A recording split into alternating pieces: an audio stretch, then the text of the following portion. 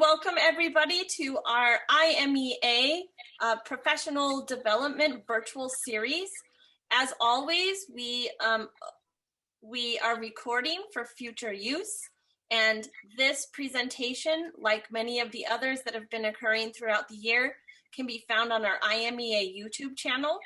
We will also be putting in the chat box a handout for today's session that will also be available on the recording as well on the IMEA YouTube channel. And so I would like to turn the time over to Kathy. She's going to introduce our esteemed presenter, and we thank her, KK Friar, for being here today. Excellent. Hello, Idaho music educators. It is spring break season, and so it's good to be seeing people here. I have asked KK if she would join us this evening. She was a presenter at All Northwest just about a month or so ago, and I had the pleasure of attending her session. But I've gotten a lot of comments throughout the year from mentee groups and from others saying that middle age range can be quite challenging, not only at the beginning of the year, but throughout the year, trying to keep things at their grade level, something that's age appropriate, that's not too hard, not too babyish, something that's cool, all those things that fall into that age range. And KK has some research-based information to share with us, some great pedagogy that she's used over the years, recently named the Oregon Music Education our Teacher of the Year, and so a little bit of ooh-ah is appropriate tonight. And she's put together this presentation specifically for us in the Boise Valley. There's an awful lot of ORF educators that are familiar with that pedagogy style as well as across the state. So she has a little bit of everything for us this evening. So without further ado, KK Friar. Hi, thank you so much, Kathy. And to be clear, Oregon has different categories of awards. I'm the Oregon Elementary Music Educator of the Year. And believe it or not, my colleague at Pacific University, Deanna Ihas, was named the Oregon Music Educator of the Year. So Pacific University is a place where music education is absolutely thriving. And I want to thank IMEA for the opportunity to present this virtual session. And I have to say to everybody, hello from Portland, Oregon. I have sun today, which is going down, and it's been raining, and it was even hailing earlier today. So I'm going to work around the sun in Oregon in March. I mean, who knew there would be sun today? Most recently, as I said, I taught elementary music methods at Pacific University in Forest Grove, Oregon. Previously, I taught elementary music in Texas and in Oregon, and I'd like to start this presentation by showing you where I taught. I taught elementary music methods at Pacific University in Forest Grove, Oregon, after many years teaching elementary music in Texas and in Oregon schools, some of which are listed here. My teaching career has included years when I taught at multiple campuses in 1 year. So this list is a little deceptive. And when I was a first-year teacher, for example, I was at 2 campuses. Second year, 2 campuses. Third year, 2 campuses. It was not until my 4th year of teaching that I even had the opportunity to be at just 1 school. And I think this is a common situation that new teachers find themselves in, especially at the elementary level. My first year of teaching, as I said, I was split between Cavazos Elementary and Pease Elementary schools in Odessa, Texas, which is West Texas. I showed up so excited to begin my first day, and I met my teaching partners because I was the half-time person at both schools. And I had to work with a full-time person at both schools. As a first-year teacher, lots of compromises, lots of working with my colleagues. I show up at Cavazos, and my teaching partner says, I really don't care how the schedule works out, but I don't want to teach those 5th and 6th graders. Here you go. And I landed up with a lot of 5th and 6th graders at her school. In the afternoon, I went over to Pease Elementary School and met my teaching partner who said, the schedule really isn't that important to me, but I don't want those 5th and 6th graders. Here you go. And so I have wound up teaching more than my fair share of 5th and 6th graders. Teachers are sometimes intimidated by the oldest students on campus. But I am here tonight to tell you that this age student is a great joy because of their relative maturity. I'm going to begin the session as I would begin my own class, even in 5th and 6th grade. I come from a Kodai background, and part of the pedagogy is to begin each class with a welcome song, always sung, usually a cappella. This is one of the songs I have used. I've used Yonder Come Day. I've used the Shaker song, Welcome Here. And this is Boots of Shining Leather, which is a Hungarian folk song. If you dance, then you must have boots of shining leather, money in your pocketbook, in your cap of feather.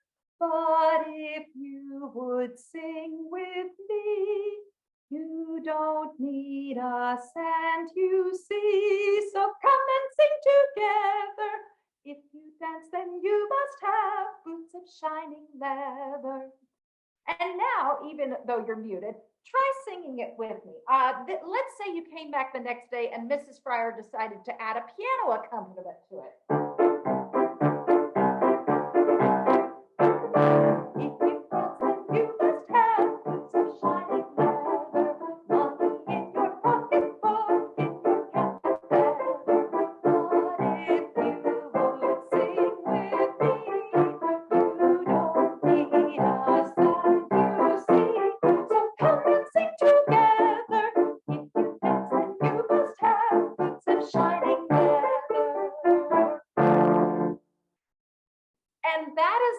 That we're going to revisit every time the students come in the door for a certain period of time. And I'm going to revisit it because I have different things that I can extract out of this one piece of music to build musicianship among my older learners. Today's class is going to focus on phrase construction. And you can see that in the score, I have put the numbers of the phrases. As you look at that score, 1, 2, 3, 4, 5, 6, there is a difference in the numbers. Since I only have these 3 folks, could one of you please unmute and tell me what you notice about the similarities or differences of the phrases? And please refer to the numbers so that we all know where you're looking. Who would like to make an observation? Kathy. I will volunteer first, and I noticed right off the bat that number 5 is shorter than all the rest. Can everybody else take a look at that score, go down to number 5 and see what Kathy is talking about? Can you nod your head if you understand where Kathy is coming from? Thank you. Is there anything else you'd like to notice about these phrases, something that struck you? I noticed that 1, 3, and 6 are all the same. And when you say all the same, I see if you dance, money in your pocket. What can you tell me more about what is the same? Yes, the notes are the same. Okay, so let's take away the words. And when you sang it, did you find yourself aware that those notes were the same? Yes. And how about other folks? Do you follow what Tara is saying? So that is an example of where the conversation goes. And in 5th and 6th grade, I let everybody make an observation that has something to say. I don't cut it off. Conversation time is valuable time. Well, now on another day, after we've discussed it, I want to change up the experience of phrase construction. This time, I want you to identify which phrase you're on by standing up or sitting down. Let's take the even numbers first.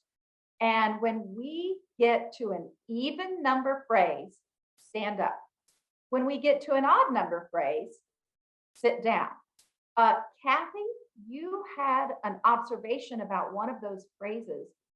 What did you say, and how could that impact our performance? What do you think, Kathy? Well, if we're standing up on 2, 4, and 6, when I sit back down on 4, I better not land for very long because I'll be coming right back up. Everybody listen to Kathy? Let's try it out. 1, 2, here you go. If you dance, then you must have boots of shining leather, money in your pocketbook, in your cap of feather. But if you would sing with me, you don't need a cent, you see. So come and sing together. If you dance, then you must have boots of shining leather. And then I would give them a cue to sit down together. Older students still want to move to music, but they may not want to admit it out loud. Their faces may say one thing, but my experience tells me that they will come with me in their minds. And the sitting down and the standing up is a great way to introduce movement that is not threatening at all to the students. And I won't take time to do it today, but the final thing I would do with this idea is let the students among themselves decide odds or evens. Can you imagine your class as these kids are doing, this all over the place? Now there's no safety net of looking around and matching the visual picture. Now the individual student has to come up with this on their own. Absolutely wonderful song. Yes, Kathy. KK, I wonder if I can ask something specific about your expertise. I've had people say before, you are an excellent pianist. And I really like what you've done with this piece because those of us who may have limited piano skills, you've got the chording right there. Yes. And so this makes it accessible to so many. I've had a lot of friends go to workshops and say, that's all well and good, but it doesn't sound like that when I play it, and you have to be a great pianist. Can you talk about making that accessible and what you do to make that accessible for the students and for the teachers? Sure, thank you. And you need to know that through the year, my students see scores with chords over it. And I heard you say that you're doing a keyboard unit right now. Part of my keyboard unit is teaching them to play 3-chord songs and accompany themselves on the piano. And I think this one I wrote for the teacher. If I was doing it intending the students to play it, I would simplify the chords even more. You can just do a vamp. Because it's a round, those 2 chords can just be repeated. And so on whatever kind of chordal instrument is available, I would simplify it to the learners in the room. And as far as the teachers go, I scored this, if you notice, in the key of D minor. I put a B flat and an A7 chord in there, but mostly it's on the white notes, which I find beginning pianists have an easier time. If you play it in C minor, now you've got that E flat in the middle, and then you have to go down to B flat. And the geography of those 2 chords is quite difficult for new pianists. So when I give things to teachers, I decide how can they best play it. I also tried to pick chords that if guitar is your number 1 instrument or ukulele, you look at that and you see yourself in the music. I don't want to take away anybody's ability to interact with music that I present to them. And later on, I'm going to be talking more about that with something I've scored for Orff instruments. So great lead in, and I did write it in this key. I did use these chords intentionally. I just think you don't have to be a pianist to introduce chordal accompaniments to your student. That's all that's important, that they get the tonality beneath them. Does that address your concern? Okay, so I said I'm going to come back to this piece again and again. Here is what that looks like, and this is something that will be in your handout. Of course, number 1, we are revisiting it to work on their singing constantly, in tune, in time, and to sing with sensitivity towards the ensemble. That is a separate skill. Maybe they can sing alone, but they've got to match their vowels. They've got to match the others in the room and sing at the same speed. And they have to know when they don't match. Number two, you saw that I gave a score. I definitely on down the road would have a score for my students so that they can do score study. And there's nothing in that piece that my 5th and 6th graders could not read. So we are going to go from the notation, read and clap the rhythm of the word, clap the rhythm, and on, anything I can come up with interacting with rhythm. Number three, pitch. And Tara, you alluded to this.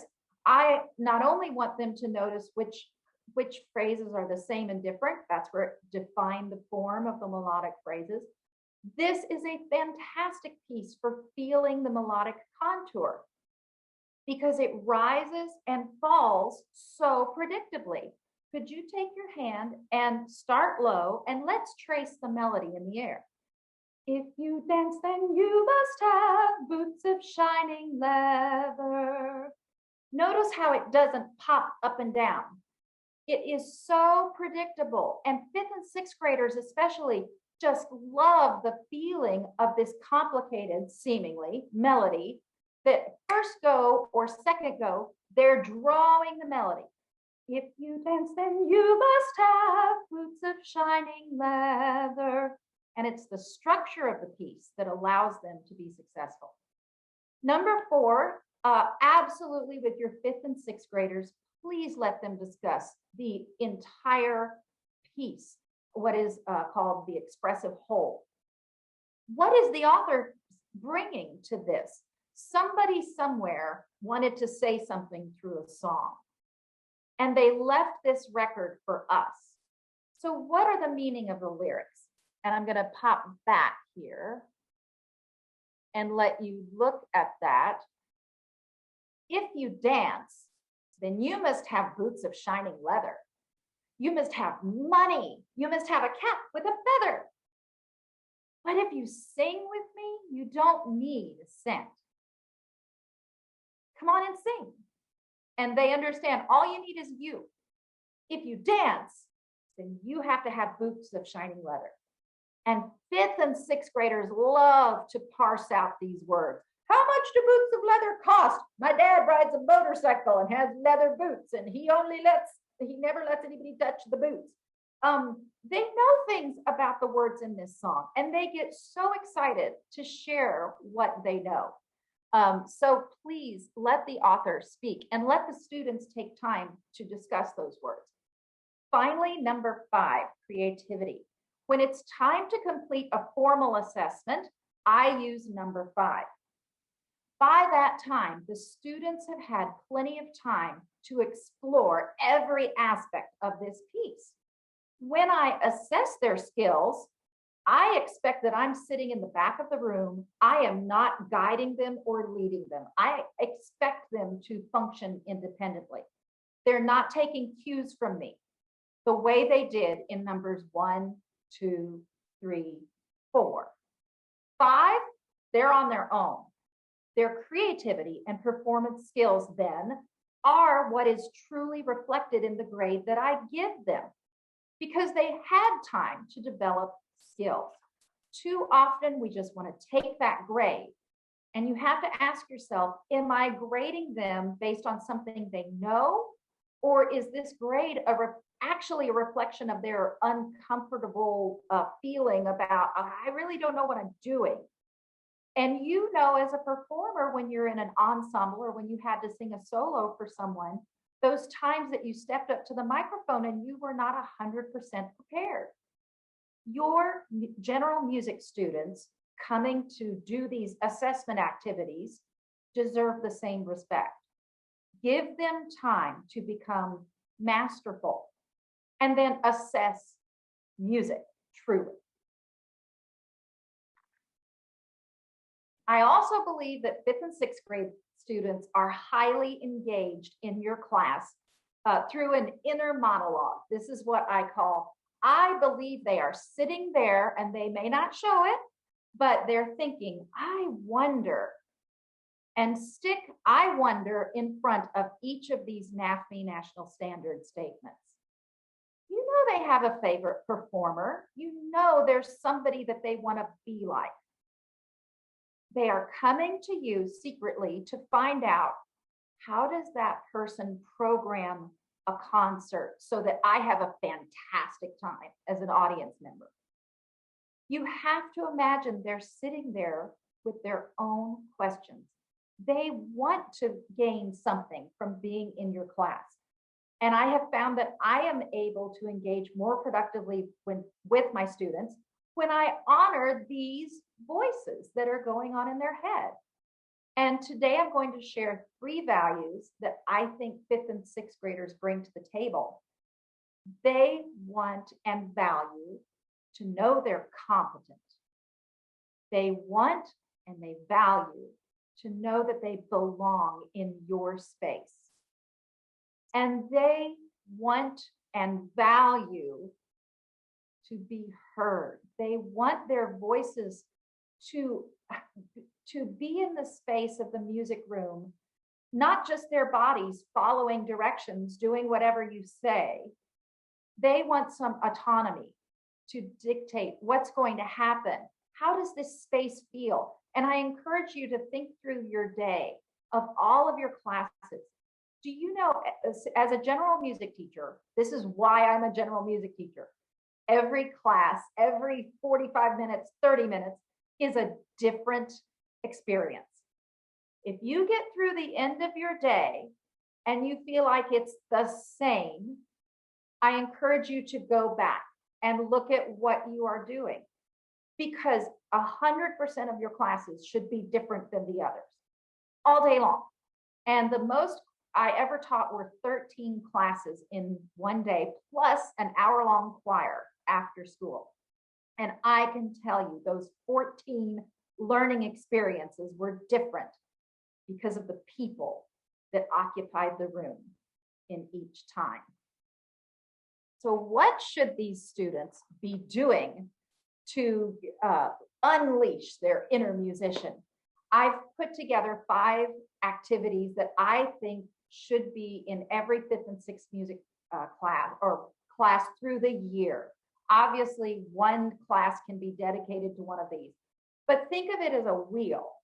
And in my mind, when I'm lesson planning, I turn that wheel and like, where is the dial? Okay, now we're on individual literacy. Tick, tick. Now we're on improvisation. If you find in your lesson planning that the wheel of activities is stuck in one place, that is another place I encourage you to reconsider the choices you're making for your classroom. Students need to do different things to acquire different competencies. They need to practice as the whole group, and they need to practice as a soloist, even in general music class. They need an opportunity to develop individual literacy. This involves the reading and writing of musical notation, but it also involves the exposure to a wide variety of music. And I'm going to take a pause here and show you a trick I use. These massive pieces of construction paper were on my wall, and before I left my classroom every day, I wrote down the repertoire that the students had done. And I'm going to back up, and you don't need to see what I did. This is how much the kindergartners got done.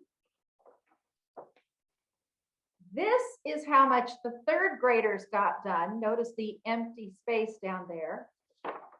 And here's how much the 5th and 6th grade did in the same amount of time. Why the difference? It's because this individual literacy, I wanted every person in my class to have all the opportunity to discuss anything and everything about these pieces that they wanted. So you have to give up acquisition of new material in favor of individual literacy. And I find it an incredibly rewarding pursuit, because that includes times going around the room one by one. They had to demonstrate something that in a kindergarten class, I cannot accomplish that in the same way. Number 3, My wonderful, wonderful students here are the picture perfect example of personal expression. 5th and 6th graders need opportunities to act, to sing, to create, and to share their ideas. And just look at those faces. It is because I give them autonomy. It is because again and again in my music room, they can predict, they will get to express themselves how they want to. That when it comes time to perform for people, this is what you get. This is the output that they give because they feel safe to express themselves. Number 4, improvisation. This is a group of 6th graders, and the 6th graders are spread all around the room. I opened the cabinets. Every instrument was available to them. And I would do other activities along these lines. I believe that they need time to explore sound with no rules, with no one looking over their shoulder. And I go through the room and ask them questions about what they're doing. But on improvisation days, I am not dictating it. The group you see here, they self-formed, they made their own groups. I don't even tell them who to go with. And they said, let's make a drum circle. And so they gathered up the drums. They could have done the xylophones, but they selected the drums. And then I caught the moment, this girl with the large drum is the director, but they took turns becoming the director. Now that was completely on them. They decided to do that. If I don't give them opportunities to improvise in that way, they don't develop those skills. And speaking of skills, my last one is, of course, the program. Instead of a program, I encourage you to think of this as a skills showcase. When your 5th and 6th graders are out on the stage, they need to bring more to the table than just their bodies standing in a place. This was our program at St. Helens, honoring veterans. It's a military community. And those are my over 100 5th and 6th graders. There's supposed to be 150 up there. I don't know if that's how many I have. I'm at the piano to the side. I don't stand in the middle and I don't mouth the words. It's a skills showcase. I should be to the side. The children should be driving the boat. And the audience was about 750 community members and parents. So my music class is teaching skills to be put on display for everyone. And I sometimes do very easy music because the most important thing is that when they're up there, the people in the audience gain a new appreciation for the benefits of music education because they came to my skills showcase. That is my bent on elementary school programs. And I'm going to talk about that a little more. Yes, Kathy. Did I see your hand? Yes. Yes, you sure did. I'm just absorbing all of this like a sponge, just really enjoying this. Have a question for you about the skills showcase. I love the idea of you saying that you step aside, you're not mouthing words, you're not cueing. For your younger students, where do you do that in a concert and where do you quit? Obviously with the 5th and 6th grade, you're not. Do you have that same philosophy with your younger students or do you support more on? No, if I would put up the video from my 1st grade program, it looks the same. Okay. I don't mouth words. I was very, very lucky to work with wonderful professors as an undergraduate who modeled this for me. And I took that away very strongly. It can be done. You need to choose repertoire, even for your very young learners, that they can accomplish that goal. If it's too complicated for them to stand up at the end and do it without me doing the words, I don't do that piece of music. So I have the learning outcomes that I want, and then I take repertoire that will allow me to achieve those goals. So it means I have a choir performance on video. It's a lovely choir performance, but they're only singing unison songs because they could do them all very well with clear diction, with great pitch. And that's all that we did, about 5 unison songs. And I'm okay with that because my philosophy is this skills showcase. I am not presenting the Oscars, and nobody in that audience is looking to give me an award for anything I do. It is my opportunity to go to this, in this case, 750 community members. And if the children are of any age are just on stage to be there and not to demonstrate skills, then they wonder, why is music in the schools? And at the schools that I work with, I absolutely commit to changing people's minds through my programs. Excellent. Thank you, KK. Sure. And that's just, it's a philosophy. You have to put a philosophy in your head and then choose the repertoire that lets you see that through. So, and yes, I'm always to the side when my students perform. Always. You won't notice me. Okay, let's go through the values that 5th and 6th graders bring to the table. I want you to imagine that room of your oldest learners, if you're at an elementary campus, sitting there, and this is their inner monologue. Can I do it? Why can't I do it? And you know this look. Are you doing it? Are you doing it better than me? Because for the first time, they are just beginning to realize in profound ways that people are different from one another. They are beginning to acclimate themselves to a society. 5th, 6th grade. They don't know if that's a good thing or a bad thing yet. It used to be you just went up to somebody and said, let's play. And now those social interactions become so much more complicated. They are only beginning to realize they're under construction. And so the can I do it? Do you know they don't have an answer to that in your music class? And why can't I do it? They actually do expect you to help them out there. And then looking around the room, you are the music teacher. You have a unique role in this journey through adolescence. You're going to use music class to show your students they're musicians. And the way that I approach this, because I am absolutely committed to learning everything I can about pedagogy and to understanding the process of teaching and learning. At the heart of it, if you ask my family, that's what I'm doing in my spare time, or I work with students, but then I come home and spend a great deal of time thinking, how can I do this better?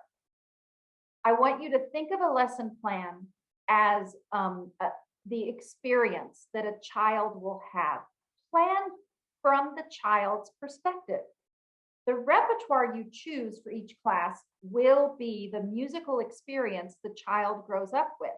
Of course, they're having music at home, but the purpose of being in music class is to find a new way to use all that you are, and for them with your guidance to learn that they are musicians. Here's how I do that in a lesson plan. The songs, again, I'm coming from a Kodai perspective. So the songs change, obviously. The red is a simple chord practice. We were learning keyboard, ukulele, and auto harp chords. So there's no song. They're honest, just figuring out where are my chords, where do I put my hands. But other than that, it's song. Now look at each category and read down, and you're going to notice that the content of these songs changes. So you have the pitch of the first song is a low-so pentatone.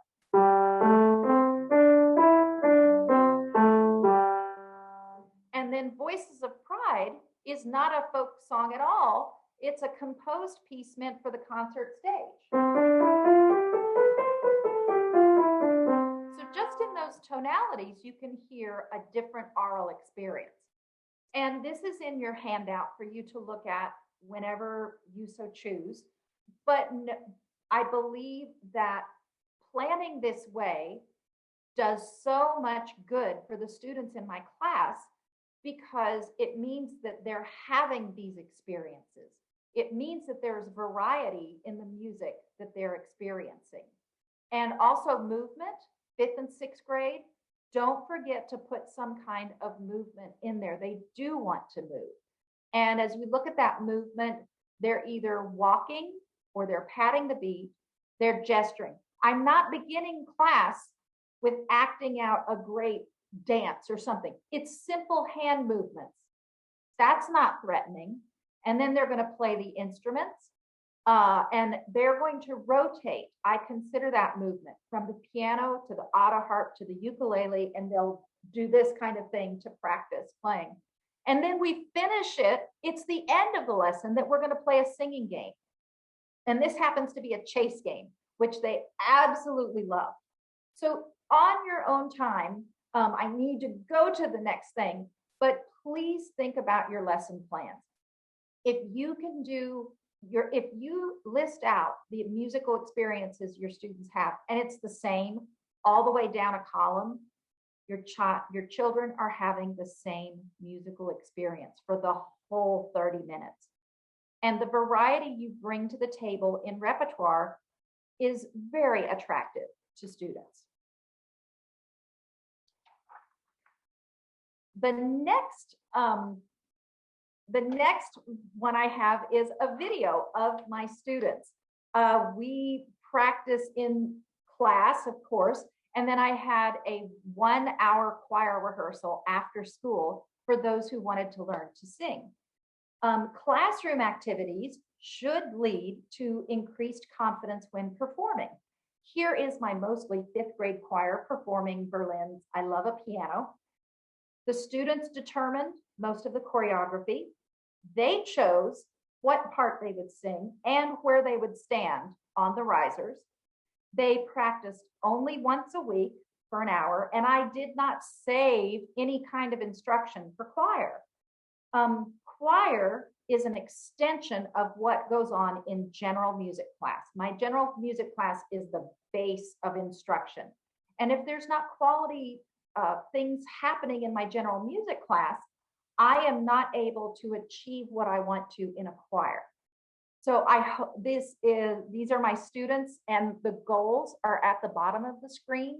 And you're going to see some adults to the side. My choir concerts usually involved professional musicians that I would ask to come and perform with us and perform for us. And those adults always gave my students another image of a musician. So that is who is there. But this is our closing. I love a piano.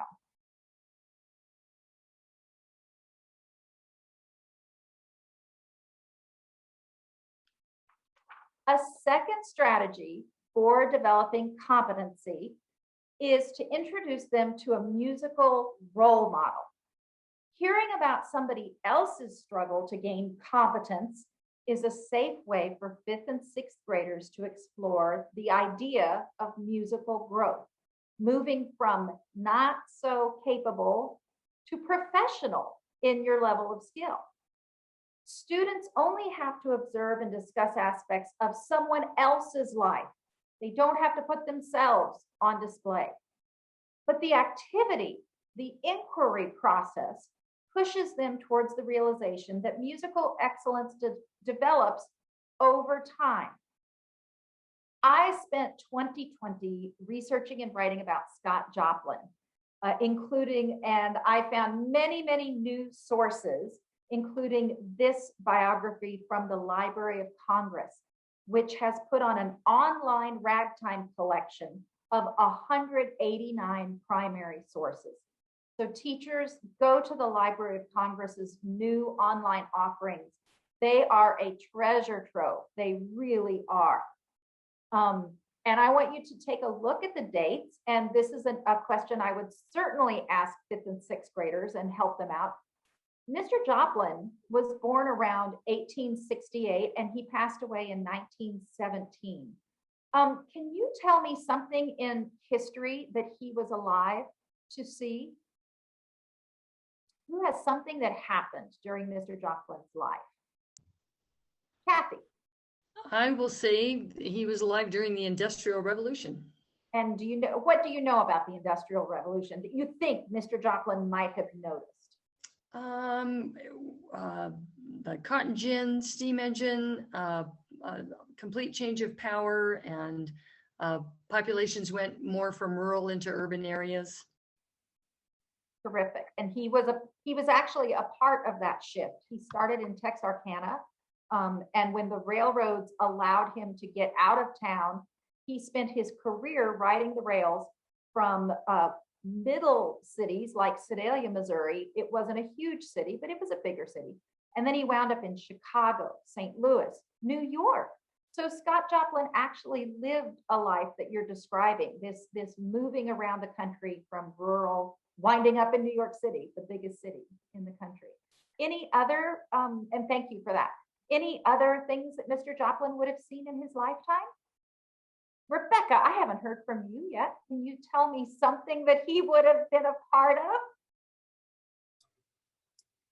I think it was,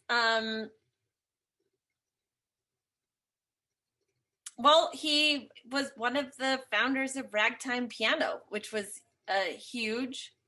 He also started his own piano studio. Yes, he did. How about from the dates? What was going on around him?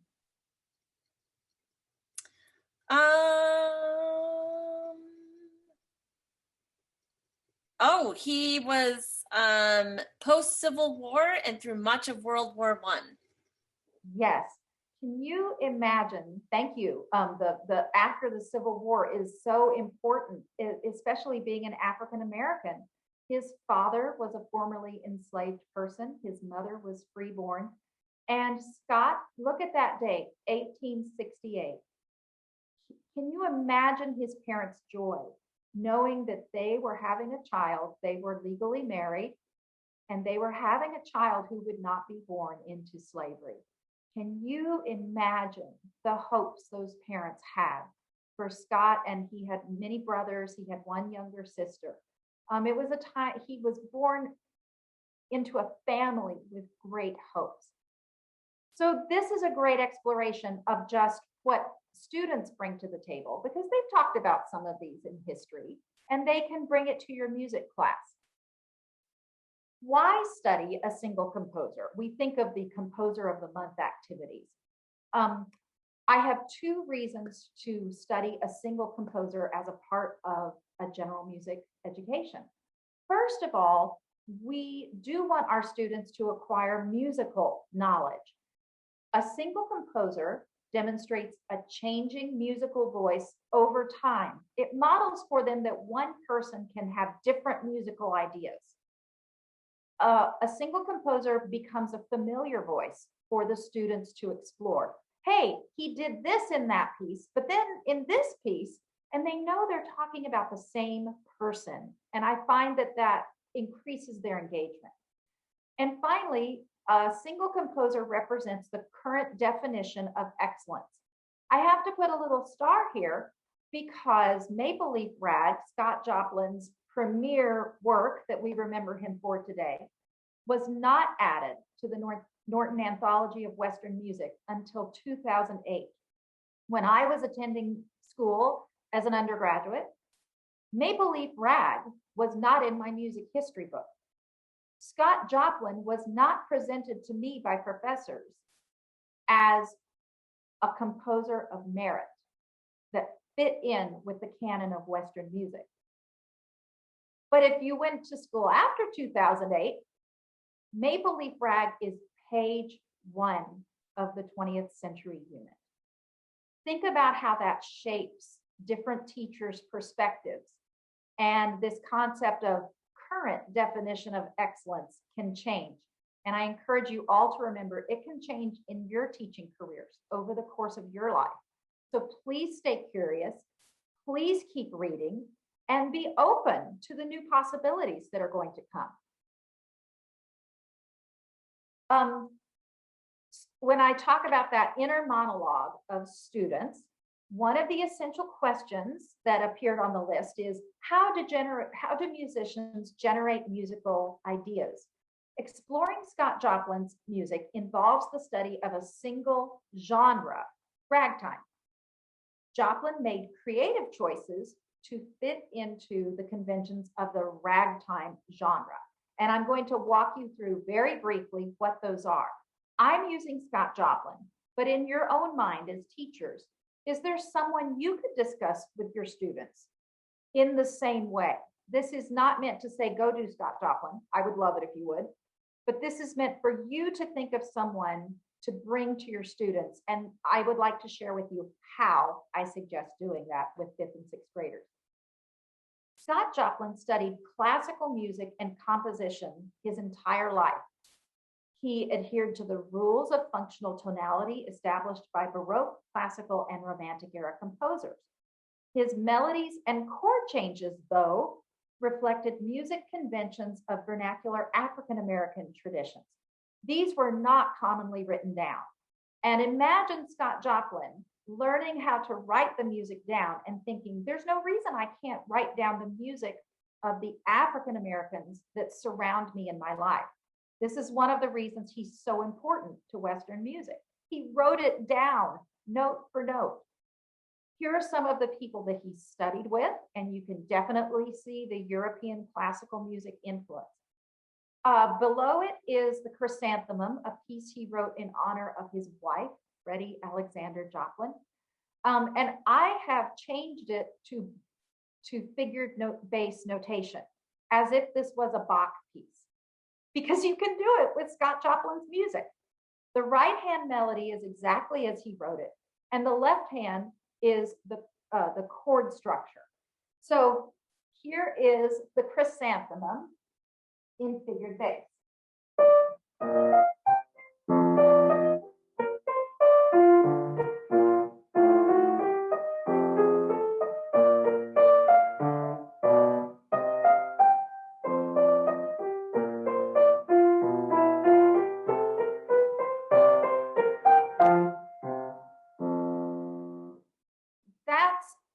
It makes perfect sense with the chords. Look at those chord changes. Look how he follows the voice leading rules. Look how he finishes everything out into a beautifully constructed piece. The next one is the Easy Winners, which he wrote in 1901. Obviously, when I play it like that in figured bass notation, you don't think that that's ragtime. It doesn't come across as ragtime. You know, your ear tells you we're missing some things. Here are the other elements of the ragtime genre. In the right hand, you have a syncopated melody constructed with blue notes. And you really hear those blue notes in the second measure. I'm going to start playing at letter A. A flat. That's where we are. And when he adds those blue notes from the African American voice, it stands out.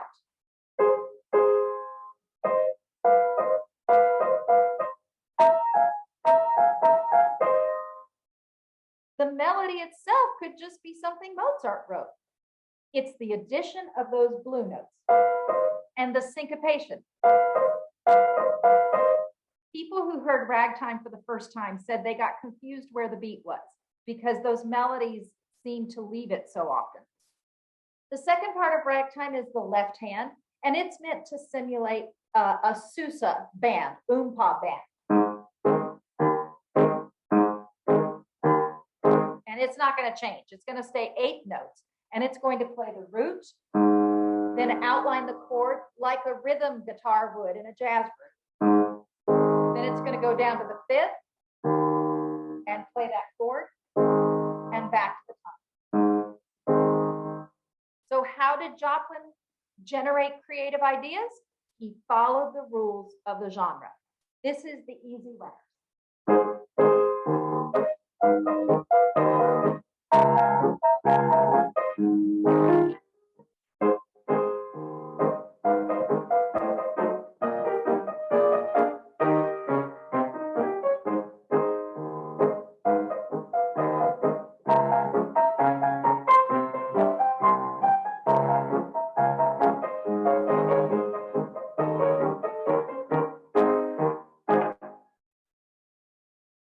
when you follow the rules, you don't have to make some decisions.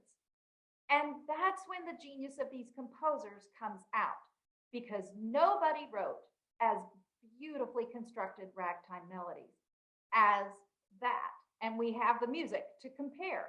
No one was spoken with as much appreciation as Scott Joplin was in his lifetime. In fact, the first piece that the president's own Marine Corps band recorded in 1906, when recording technology was just coming available, was Scott Joplin's Maple Leaf Rag. It was not a Sousa march. They thought they could sell more copies of a Joplin rag than they could military music. And Maple Leaf Rag is meant to sound like a banjo strumming pattern. So you know how those banjos, I don't even know all the names of the strumming patterns, but in your head, you know that sound. That's Maple Leaf Rag, a different style than this one, the Easy Winners.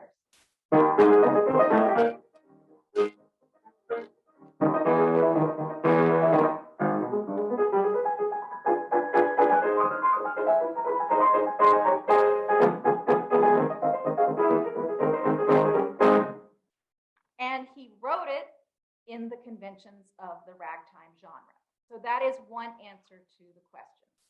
Now, in your handout, I have given you a lesson plan for introducing an ORF arrangement of Easy Winners to your classes.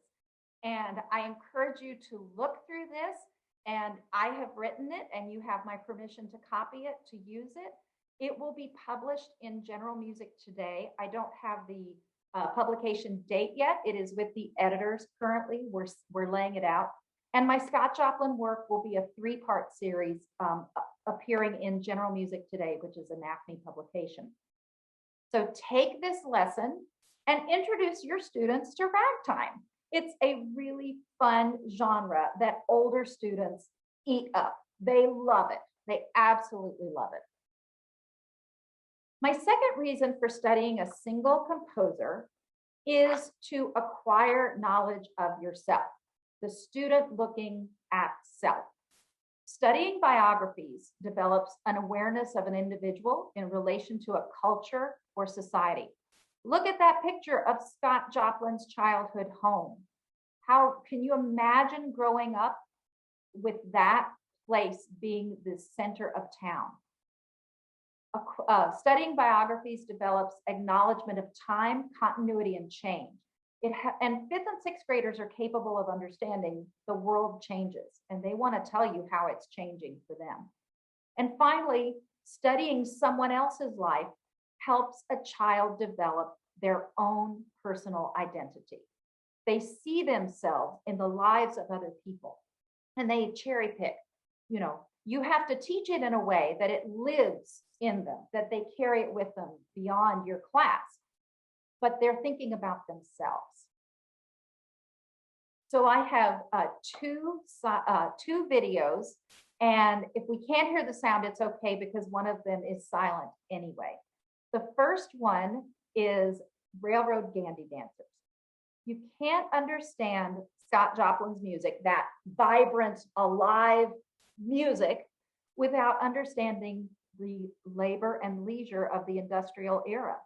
For the first time, people were crowding into these cities with people who spoke so many languages, it was hard to keep track of. For so many people working on these assembly lines, labor was corporate, it was prescribed, and it was impersonal.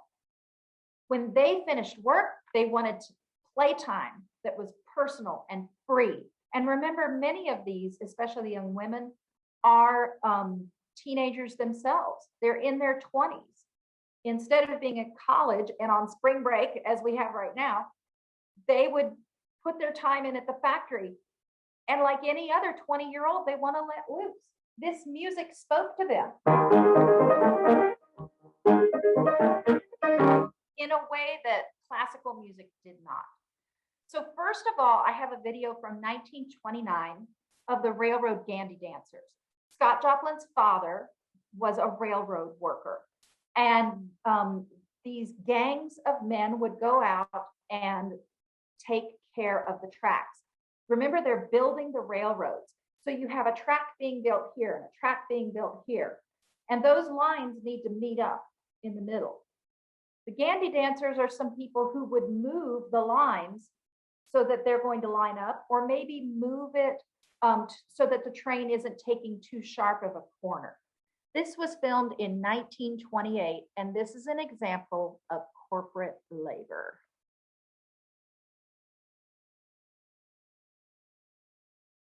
Here they go.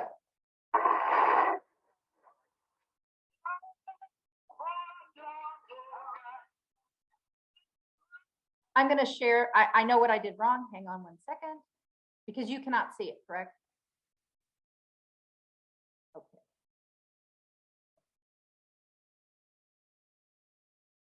Oh, new share. Ah, there we go. How's that?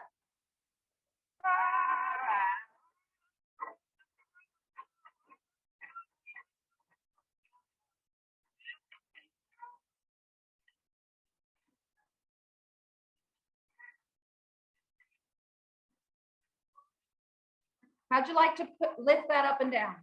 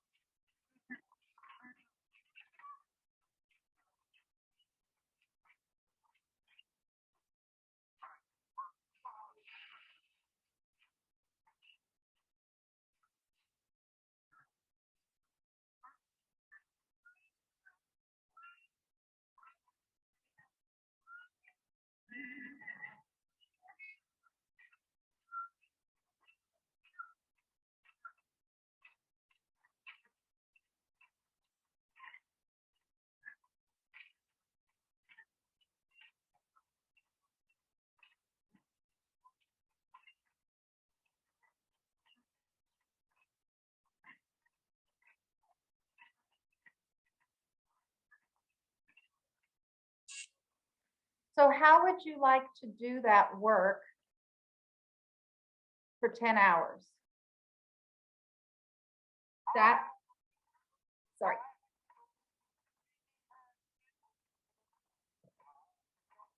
Oops.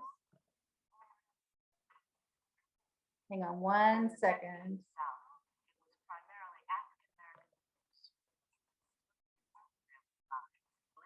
Okay, sorry.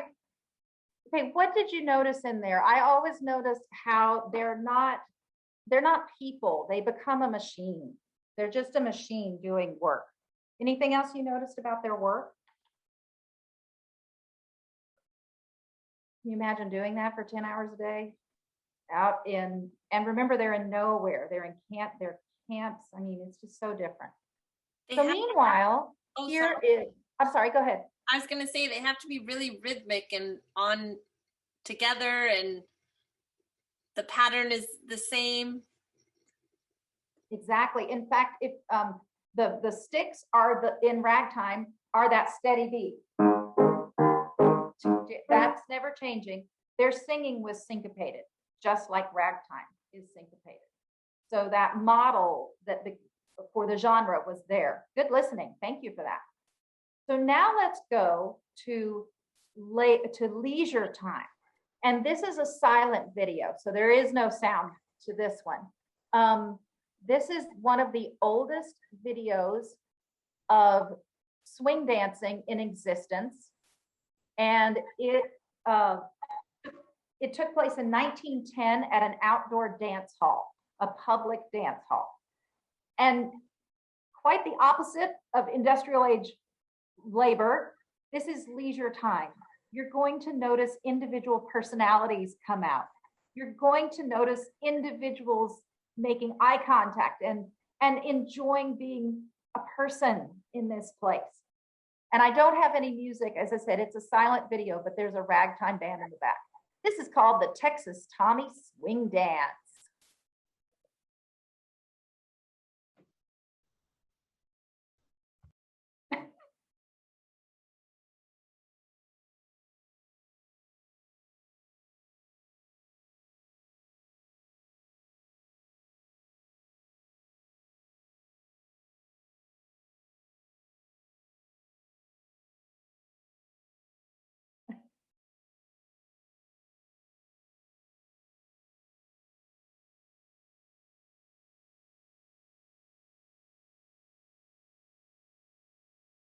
And they each are allowed to have their own interpretation of the dance, their own little gestures.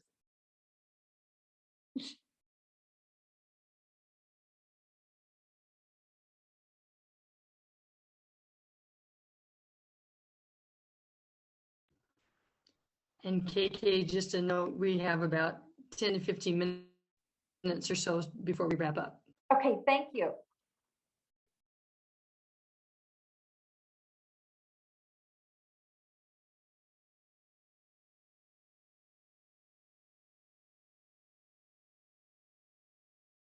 Okay.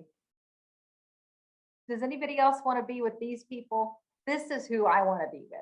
I want to hang out with these people for sure. They're having a fantastic time. Let me go back here. And studying Scott Joplin is an example of helping them to be competent. The second value that I want to go through is students value belonging. Am I safe in this space? Are my ideas safe with you? Am I noble? And I put that in there because I believe older students don't know yet if they're going to make the right choices, but they'd like to believe they would make the right choice in a difficult situation. And then teachers, remember, they're looking at you. Do you and I have the relationship I think we have? They don't want you to be their friend. They want you to be the teacher and take care of some things. And they certainly want to be the student and to be allowed to be the student in their space. They also don't know the relationships in the room, because you know in 5th and 6th grade, somebody's boyfriend or girlfriend can have changed overnight. The best friend now is not your best friend anymore, and you don't even want to be in class with him or her. So this is students, whatever they want out of being in your space, whatever's going on in their life, they want to know that they belong. This is one of the songs that I use when I want to get the students involved in writing their own music. And this is a civil rights era song. When you think about it, strangers are showing up and they don't know the same music, they don't know the same song. The structure of this song allows them to all participate successfully. I'm going to be the call, and you're welcome to be my response. Everybody ought to know. Everybody ought to know. Everybody ought to know what freedom is. Everybody ought to know. Everybody ought to know. Everybody ought to know what justice is. And you can see I have friendship and I have happiness. If you were writing the words to the song, what word would you stick in there? What is something that maybe somebody doesn't have that ideally we all should be able to experience? Anybody have an idea about a word you could put in there? My students have put kindness. My students have put understanding. My students have put friendship on their own. And I had one write an entire paragraph of what it's like to have not been heard. Love, respect. And I let this go on as long as the students want. Because the words of the song say everybody ought to know, the writer of this song must be saying, not everybody does. There are some people who are missing it. Another way that I let students explore belonging is to pay attention to the cultural content of the music I present them through the year. Here is a bulletin board I made to document our progress around the world. And more than once I caught students up at this board. It was up for about 6 months. It was always changing. I was always adding new things.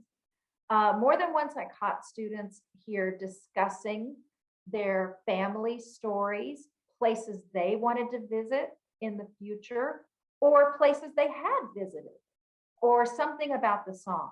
I encourage you to look around your classroom space. Are there places that the students can informally engage in conversation? Have you set up your space so that these kind of moments can happen?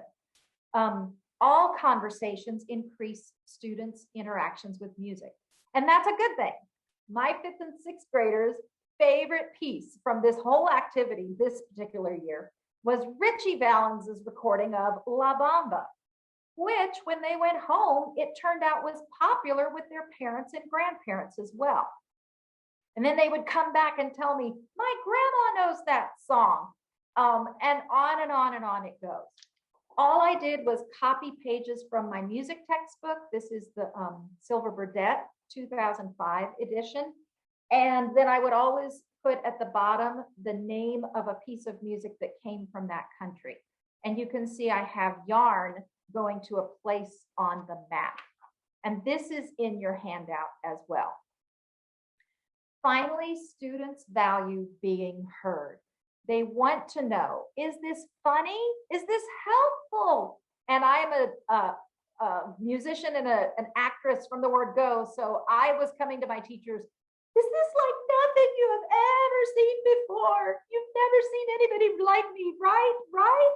You have those students in your room. And because they knew music was a safe space, again and again, they would want to come to the music room during lunch, usually just to try out an instrument. I told them you can come, but I'm not talking. I'm not spending my lunch, in conversation. But it was just a safe space for them to gather. One way I let students be heard is to do, this is something I did every year, a do-it-yourself program. The teacher announces the theme. I have 8 classes that are all going to deliver skits around a central theme. And the theme that I used was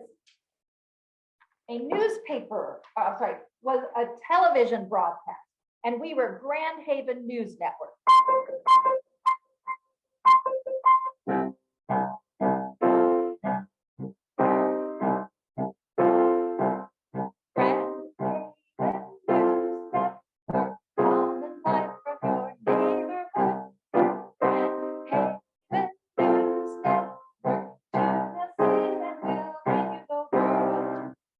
I wrote that theme song for them. And then every class had to imagine what they could contribute. The class, which you see the middle picture, about that many students, discusses the potential outcomes for each skit that they think.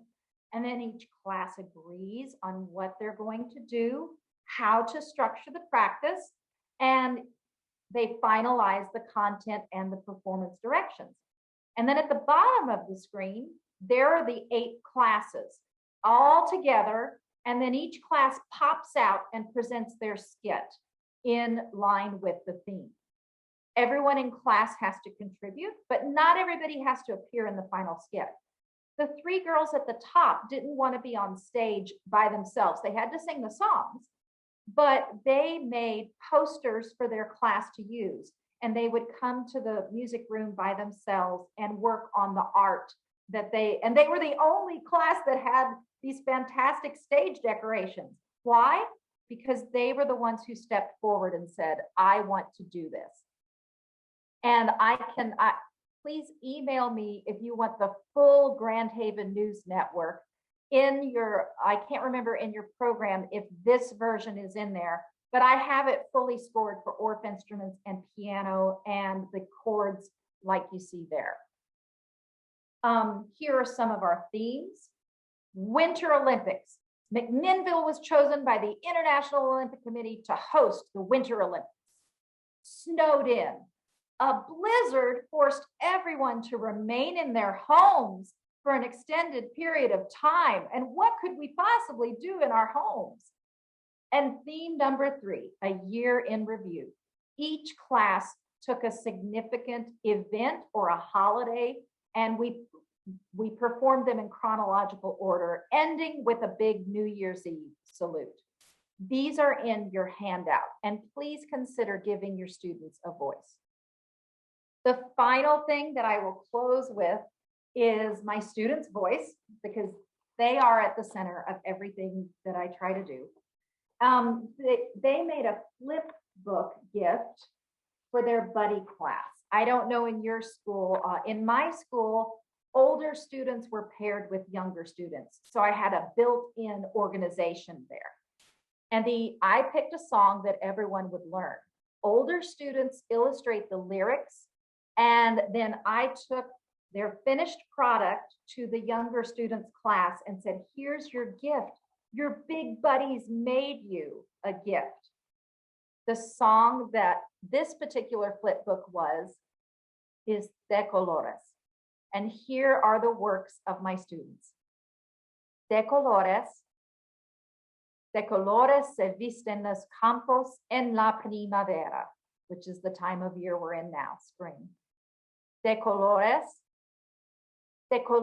son los pajaritos que vienen de afuera, little birdies. De colores es el arco iris que vemos lucir. Y por eso los grandes amores de muchos colores me gustan a mí. Y por eso los grandes amores de muchos colores me gustan a mí. This song is very, very popular in Texas and in New Mexico, which is where my husband grew up. And as I understood the meaning from my students, there are literal meanings, but this meaning is look around you, look at the world. There's so many colors. There's so much vibrancy around you.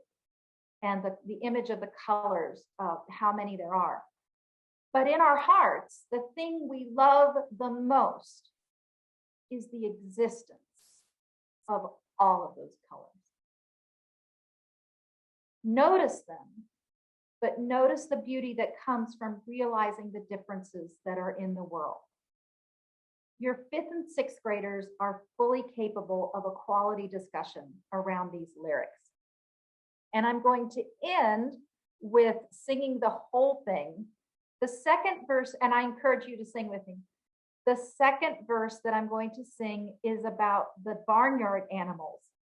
Each animal has a different voice. The rooster goes cock-a-doodle-doo. The hen, cluck, cluck, cluck. And the chicks go, dee, dee, dee, dee.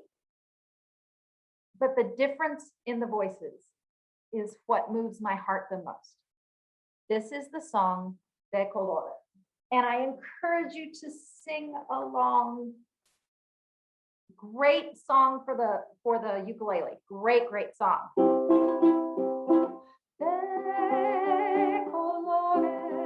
De colores se visten los campos en la primavera.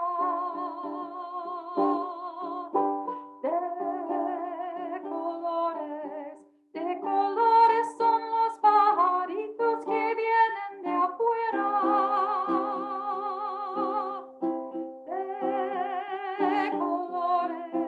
De colores es el arco iris que debemos lucir. Y por eso los grandes amores de muchos colores me gustan a mí. Y por eso los grandes amores de muchos colores me gustan a mí. Canta el gallo con el kiri, kiri, kiri, kiri, kiri.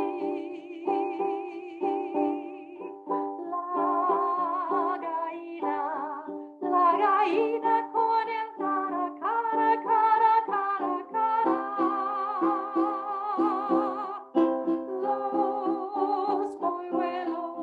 Los polluelos con el pío, pío, pío, pío, pío. Y por eso los grandes amores de muchos colores me gustan a mí. Y por eso los grandes amores de muchos colores me gustan a mí. And if you were in Texas, you would know that song backwards and forwards. When I moved to Oregon, not so many of my students knew it. but it is a song of significance and a beautiful message. In closing, remember that 5th and 6th grade students value competency. They value belonging. They value being heard. They may put on a big show, or they may be a wallflower, shrinking back, not wanting to be seen.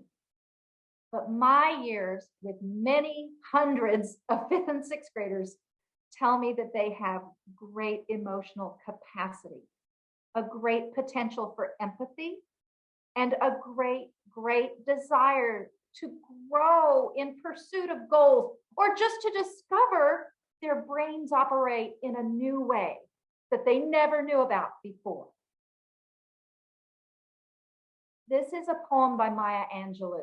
And when you see those 5th and 6th grade faces looking back at you, maybe that are putting on some kind of mask that says they're not with you, I want to be a voice that says, I believe they are. Here's Life Doesn't Frighten Me. Shadows on the wall, noises down the hall. Life doesn't frighten me at all. Bad dogs barking loud. Big ghosts in a cloud. Life doesn't frighten me at all. Life doesn't frighten me at all. Not at all. Not at all. Life doesn't frighten me at all. I think Maya Angelou understood that a 10, 11, 12-year-old doesn't know yet what's waiting down the road. They may put on this outward show of bravery to hide their inside feelings of uncertainty. Be there for your oldest students. They want to talk to you. They want to share. They want to belong, and they want you, the music teacher, a part of their journey. I promise. Thank you for this time together, and I hope this gives some new ideas. I'm happy to take any questions. There's my email address, and I'm happy to address anything you feel could be helpful at this time or in the future. Thank you so much, Kathy, for this opportunity. KK, thank you this evening. These resources are great. I want to remind everybody as they're watching that the handout is also available, and so be sure to download that from the YouTube site that Rebecca has helped us with. And with that, Rebecca, I'll let you wrap it up. I just wanted to say thank you for being here, and thank you for taking your time. And we know this is a, spring break, and so we wish that there was more participation, but I know that there'll be a lot of views later. And so thank you so much for your expertise and time. It was very interesting and engaging and gave a lot of wonderful tips and tricks and ideas. So thank you again. You are very welcome. Thank you to everybody who's watching.